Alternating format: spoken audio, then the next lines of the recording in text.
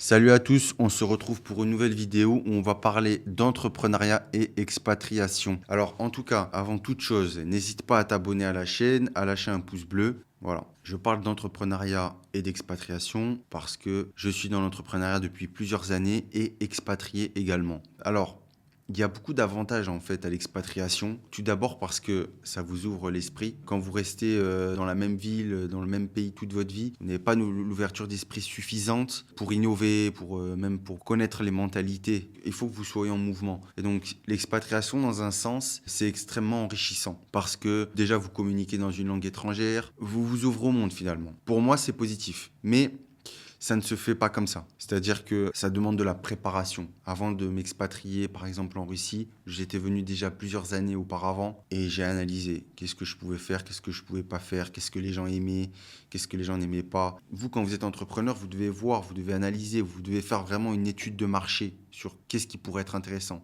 quelle est la demande, quels sont les besoins, est-ce que vous vous sentez bien dans le pays. Parce que c'est bien d'aller en vacances, voilà, d'aller dans les beaux quartiers, mais qu'est-ce que c'est de vivre en fait dans le pays. Voilà, et il y a une grande différence, ça je l'ai vu. Il y a des nuances, il y a des nuances. Bon, après, vous pouvez arriver avec vos plans, avec vos analyses. Vous ne savez jamais ce qui arrivera. Dans la mesure où, voilà, moi j'étais arrivé en Russie, j'avais des plans, tout était bien ficelé, tout était bien préparé, mais il y a eu beaucoup aussi d'inattendus. Et ça va demander beaucoup de résilience, beaucoup de capacité à s'adapter. Ça vaut dans tous les pays. Vous aurez des déconvenus et il faudra faire avec. Parce qu'il y a beaucoup de gens, beaucoup de Français, beaucoup de gens qui s'expatrient, mais qui font demi-tour très vite. Parce que ils ne retrouvent pas aussi les avantages qu'ils avaient dans leur pays, où ils ne voient que ce qu'ils ont fait ne fonctionne pas. Et quelque part, en fait, ils sont un peu déçus. Je vous mets en garde là-dessus. Il faut vraiment que vous soyez très lucide dans votre projet, en phase avec vous-même, et que vous fassiez vraiment preuve de résilience. Si l'expatriation, ça vous plaît, vous sentez que c'est fait pour vous, l'entrepreneuriat, il n'y a pas de raison d'abandonner ni de faire demi-tour. Mais ça demande, comme je vous dis, de la préparation. Vous ne devez pas partir en fait pour déplacer un problème ailleurs. Moi, j'entends beaucoup de gens qui disent oui, la France, c'est pas bien, il faut se barrer de la France, tout ça. C'est vrai qu'en France, il y a un problème, c'est que quand vous commencez à générer de l'argent, quand vous avez des entreprises, il y a beaucoup d'impôts confiscatoires, selon moi. Donc, ça peut gêner. Mais quand vous commencez déjà, vous n'avez pas forcément besoin de partir. Déjà, commencez à faire le premier pas, faire votre expérience. Après, quand vous commencez à générer suffisamment de fonds et que vous vous dites, bon, là, je paye trop d'impôts, vous pouvez aller voir ailleurs. Mais déjà, commencez par faire les choses en France, voir si ça fonctionne pour vous. Si c'est pour partir dans un pays où vous n'avez jamais vécu et commencer des activités sans savoir comment ça va se terminer, là, il va falloir que vous soyez quand même bien chargé, bien prêt.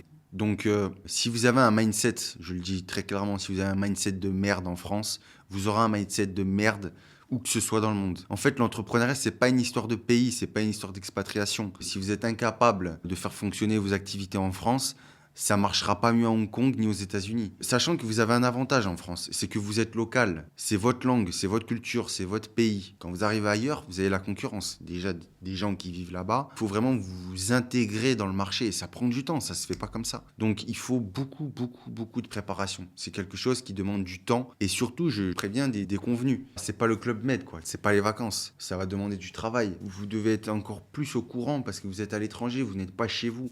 Donc il va falloir que vous soyez encore plus travailleur que vous ne l'étiez en France. Pour plein de raisons. On est loin du compte là pour les vacances. Après, l'expatriation, c'est quelque chose de formidable parce que moi, c'était vraiment mon objectif, c'était de faire le lien entre entrepreneuriat et expatriation. Je pense que tout entrepreneur qui réussit peut et doit tenter cette expérience parce qu'elle est enrichissante et elle vous ouvre l'esprit. Peu importe le pays, hein, je ne suis pas là pour vous vendre un pays en particulier. Je ne fais pas de l'idéologie. Je pense que tous les pays sont intéressants. Tous les pays ont des marchés divers et variés, mais que vous apprenez toujours quelque chose, vous retenez toujours quelque chose, ça vous permet toujours d'être plus créatif. Quand on reste chez soi, on est plus enclavé. Donc nous, les entrepreneurs, on a ce devoir vraiment de se tenir au courant en fait. L'avantage d'une expatriation intelligente, je dis bien intelligente, c'est que vous payez quand même le moins d'impôts possible. Par exemple en Russie, mais que ce soit en Russie, aux Émirats Arabes Unis, dans certains pays d'Asie, aux États-Unis, l'imposition n'a rien à voir avec la France. En France, il y a un vrai problème. Moi, je dirais que c'est le problème en fait. C'est qu'il y a un impôt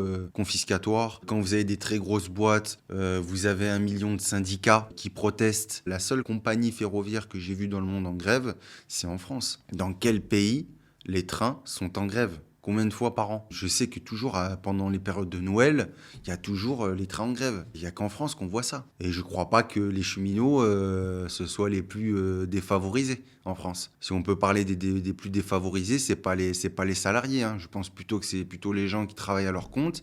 C'est les paysans, c'est tous ces gens-là en fait. Les agriculteurs, bon, eux, ouais. Et puis en plus, ils font bouffer le pays. Donc s'ils sont plus là, comment on fait quoi? Ça aussi, c'est une question intéressante.